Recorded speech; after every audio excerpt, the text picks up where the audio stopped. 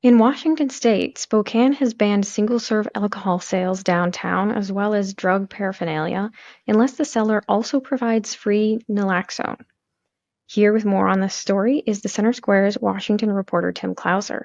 Tim, tell us about these policy changes.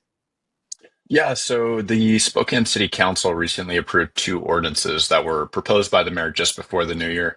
Now, the first creates an alcohol impact area, or an AIA, if you will, which they had one of these in place earlier until 2022, but a former city council ended up repealing the measure, so this brings it back. It essentially bans the sale of single serve alcohol drinks from off premise retailers in this within the downtown precinct of the Spokane Police Department. Now, that's essentially like the downtown core of Spokane, which encompasses about 2% of the city geographically.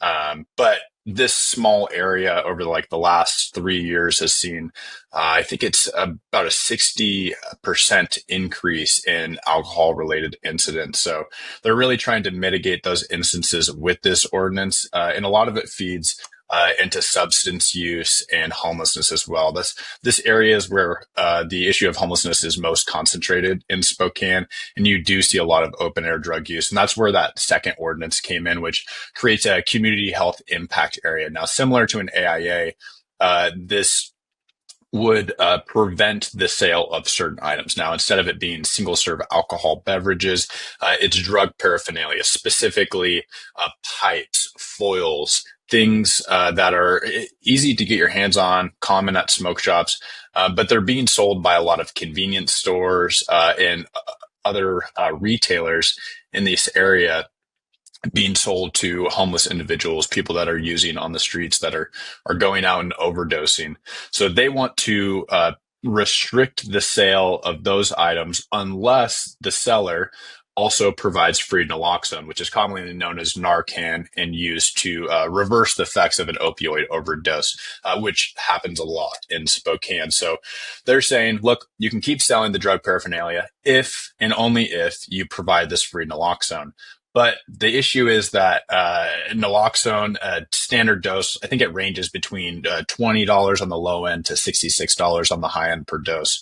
So, I mean, comparing that to the price of, tinfoil and glass pipes, that's more expensive. So they're essentially losing money on these deals. Now, people testified before the city council and said, look, this is being cost prohibitive on the businesses, which is apparent.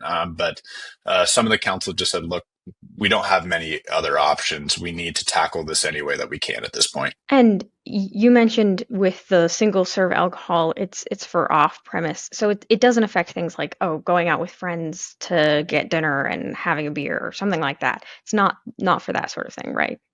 No, so we're talking about going to like a gas station or going to like a corner store and buying a single can of beer or a tall boy. We're talking single serve containers. Now, this doesn't apply to like six packs and other um, larger purchase or packs.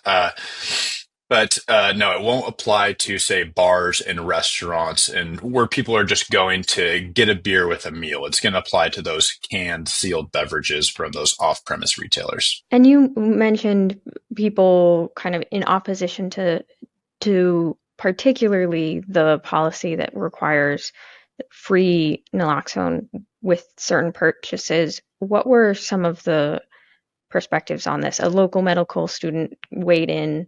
What did she have to say?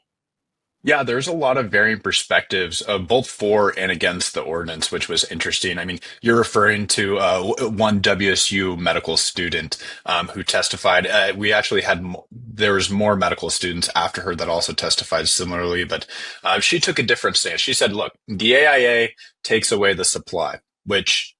Can do something, but the community health impact area doesn't take away the supplies. It just takes away clean pipes and clean foil. People, drug users are going to these places, and yeah, they're buying the drug paraphernalia, but that's a clean pipe that doesn't have a bunch of fentanyl on it from the last five people that used it. That when they might go use it, they might overdose and die on the spot.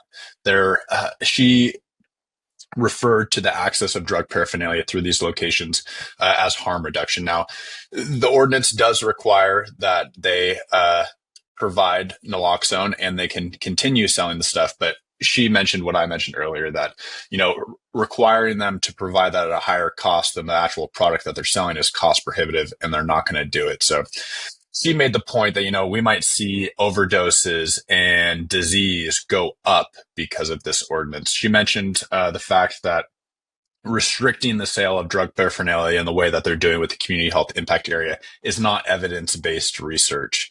So they're relying on something that they're not sure is going to work with their fingers crossed. So that was her concerns. Now, there was other concerns from people against the ordinance that said, hey, we just don't want you guys selling this at all, and we don't want you guys giving people naloxone.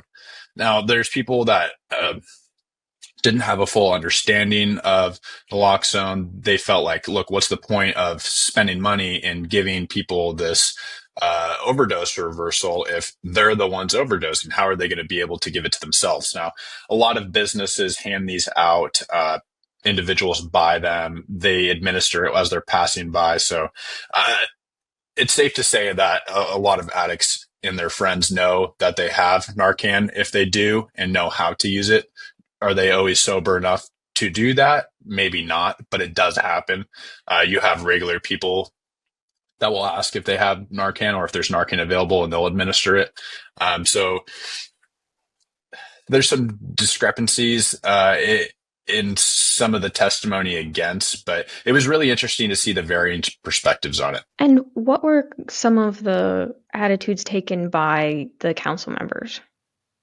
Yeah, so the council took the feedback in stride. They said, look, we hear your concerns. We know this isn't evidence-based, but we're out of options. Councilmember Cathcart, who's part of the conservative minority, which represents downtown, shortly before the vote, he said, look, I don't like the idea of putting mandates on businesses, but we're out of options. He laid blame on the state for not putting more money towards the issue of behavioral health and substance abuse and enforcement. And his peer, Councilmember Bingle, he just raised issue with harm reduction in general. He doesn't agree with the idea. He pointed, I think, to some evidence which was pushed back by other members of the progressive majority. Sorry, but the sentiment across the entire council was, look, this isn't our favorite idea, but we're out of options. We need to do whatever we can to tackle this. And look, these ideas aren't new. They had an AIA as recently as 2022. So 2.5, 3 years later, they're bringing it back with the community health impact area as well. They see it as doing what they can with the means that they have available. Well, Tim, thank you for your insights on this story. Listeners can keep up with this story and more at thecentersquare.com.